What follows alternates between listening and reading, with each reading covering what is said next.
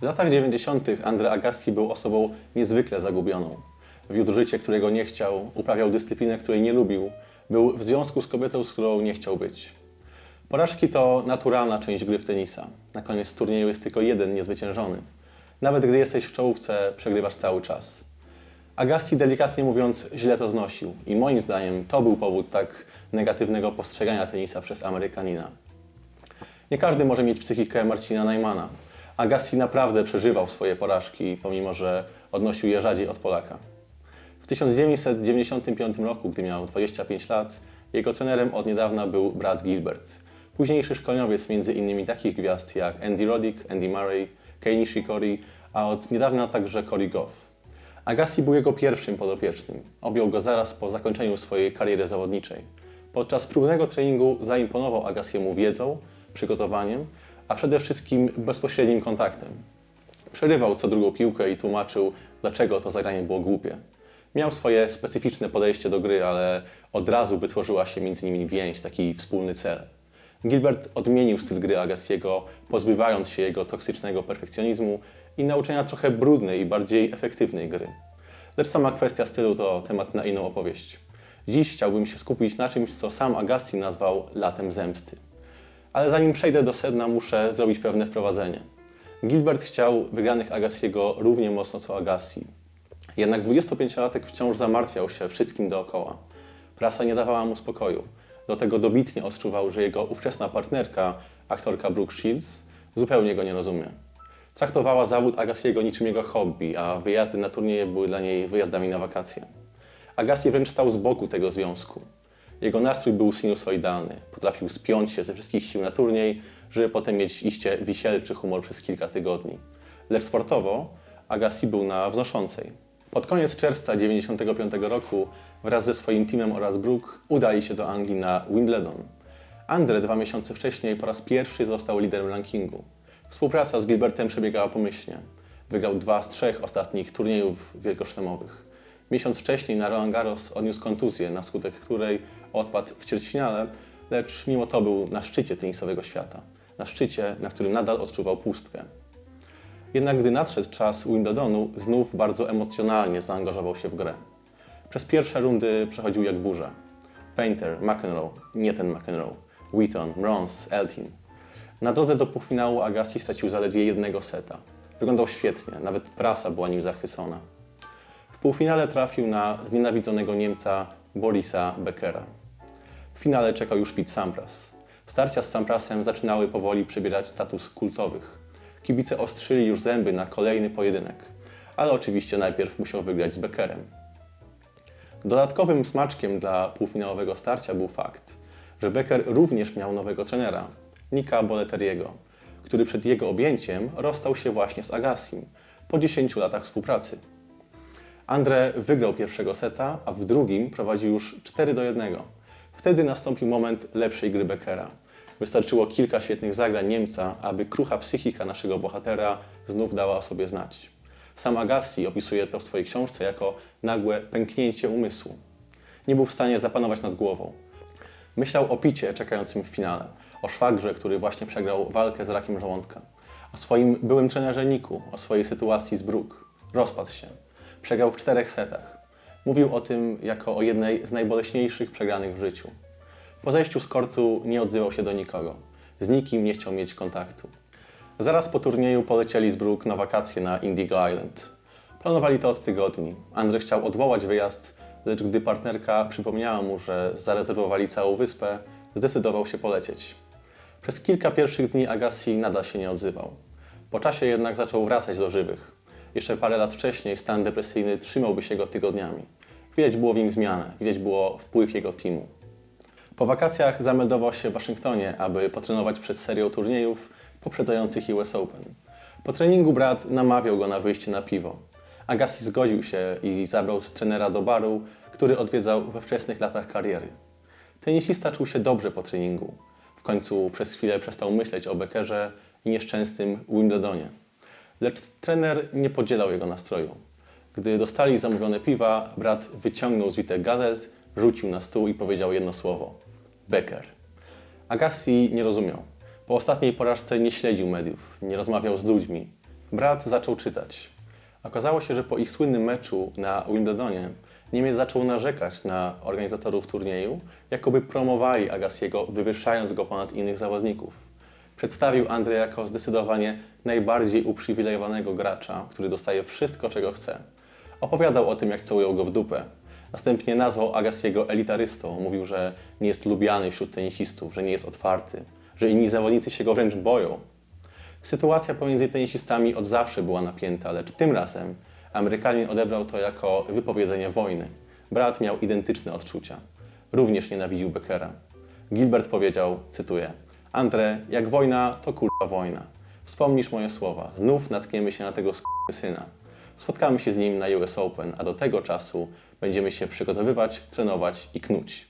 Następnie znów odczytali cytaty Beckera, zaciskając pięści pod stołem.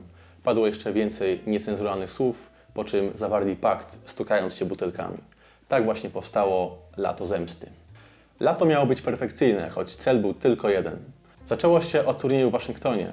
Agassi nie miał problemu aż do finału, w którym spotkał Edberga. Mecz był rozgrywany w nieludzkim upale. Zawodnicy wręcz snuli się po korcie. Finał był kilkukrotnie przerywany, aby udzielić komuś na trybunach pomocy medycznej. W pewnym momencie Agassi nawet zwymiotował do donicy na tyłach kortu. Niewiarygodne, że mecz nie został przeniesiony. Gdy było 1-1 w setach i 5-5 w gemach, Agassi zostawił rakietę i zszedł z kortu. W drodze do toalety wymiotował kilka razy i gdy dotarł do celu, kontynuował co zaczął. Wymiotował długo, sędzia zapukał do drzwi i nakazał jak najszybszy powrót na kort pod groźbą utraty punktów. Wykończony zawodnik wrócił i resztkami sił wygrał finał. Gdy później Brooke pytała, dlaczego po prostu nie przerwał meczu, Agassi odpowiedział jedynie lato zemsty. W następnym turnieju Andre znów dominował. W finale nawet pokonał Samprasa. Zwykle zwycięstwo nad Pittem było powodem do wielkiego świętowania. Tym razem jednak potraktował to jako jedynie następny krok. Nie to było celem.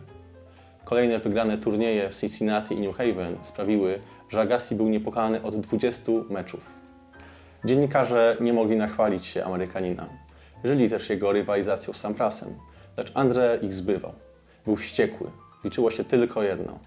Przyszedł czas na ostatni turniej wielkoszlemowy w sezonie – US Open. Zachwycony brat, trzymając wyniki losowania, oznajmił, że jest w jednej połówce z Beckerem. Wszystko wskazywało na to, że trafią na siebie w półfinale. Agassi opisuje pierwsze rundy turnieju jako grę niczym na autopilocie. Rozjeżdżał swoich przeciwników, ale ani on, ani brat nie cieszyli się nawet z wygranych. Nie było miejsca na świętowanie. Agassi opowiadał, że w pewnym momencie Gilbert nawet bardziej cieszył się z wygranych Beckera. Chciał być pewny, że dojdzie do tego meczu. I rzeczywiście doszło. Tymczasem po drugiej stronie drabinki w finale czekał już Pete Sampras. W tunelu przed meczem Agassi był maksymalnie skupiony, ale kipiała w nim nienawiść. Zwrócił się do turniejowego ochroniarza Jamesa. Tutaj kolejny cytat. Trzymaj nas z daleka od siebie. Nie chcę nawet patrzeć na tego cholernego sz***a. Zaufaj mi, James, nie chcesz, żebym go widział. Wyszli na kort skupieni tylko na sobie. Nie pozdrowili nawet wiwatującej publiki. Od początku meczu z obu stron leciały przekleństwa. Agassi wygrał pierwszego seta 7-6, lecz to niczego nie zmieniło. W końcu tak samo zaczął się ich mecz na Wimbledonie. Amerykanin wygrał drugiego seta również 7-6. Becker próbował wyprowadzić Agassiego z równowagi. Zaczął odwracać się w stronę boksu przeciwnika i posyłać całusy w stronę Brooke Shields. Metody Niemca przynosiły oczekiwany rezultat. Mecz zaczął się odwracać. Andre był wściekły. Tłum oczywiście chciał, żeby pojedynek trwał jak najdłużej. Becker wykorzystał tę energię i doprowadził do stanu 1-2 w setach. W czwartej partii obaj panowie mocno bronili swojego podania. Atmosfera była gęsta. Tutaj kolejny cytat z książki Agassiego. Nigdy niczego tak bardzo nie pragnąłem. Wynik w czwartym secie 6-5 dla Amerykanina. Becker serwuje, żeby pozostać w grze. Tutaj muszę wspomnieć o arcyciekawej kwestii, którą zauważył Agassi u swojego rywala już o wiele wcześniej. Becker tuż przed wykonaniem serwu często wystawiał język. Według Andre kierunek języka odpowiadał kierunkowi serwu. Jest to bardzo zabawna, ale i ciekawa teoria, która raz jeszcze, według Agassiego, miała zastosowanie w tym meczu. Agassi jednak miał obawy, czy aby jego były trener, a obecny Beckera, Nick Bollettieri, nie zdradził tej tajemnicy. A więc przy wyniku 6-5 dla Agassiego Becker znów zaczął wystawiać język. Andre zdobył następne 3 punkty, co oznaczało wynik 40-0 i 3 piłki meczowe dla Amerykanina. Tłum nie mógł wytrzymać z nerwów. Przyjaciele z boksu Agassiego przeklinali Beckera, który tylko odpowiadał uśmiechem i machaniem ręki. Niemiec zepsuł pierwszy serw. Agassi spodziewał się agresywnego drugiego podania. Zobaczył wysunięty język na środek, co mogło oznaczać serwis na ciało. Zaryzykował. Ustawił się tak, aby forehandem nalecieć na piłkę i posłał jeden z najbardziej brutalnych returnów w historii dyscypliny. Becker nawet nie ruszył do piłki. Odprowadził ją wzrokiem. Stało się, koniec. Agassi odwrócił się w stronę teamu. Nie uśmiechał się, lecz nie można powiedzieć, że nie było w nim emocji. Pewnym krokiem podszedł do siatki. Wystawił rękę w kierunku Beckera, ale nawet na niego nie patrzył. Szybki, chłodny uścisk. Agassi chodził jak robot, jak szaleniec. Poszedł w stronę swojej loży. Przytulił przyjaciela i odwrócił się z powrotem. Wyglądał, jakby zadomowił się w tym stanie stałej złości, w skupieniu. Jakby już nie potrafił odpuścić. Gdy wszedł do szatni, każdy był zachwycony.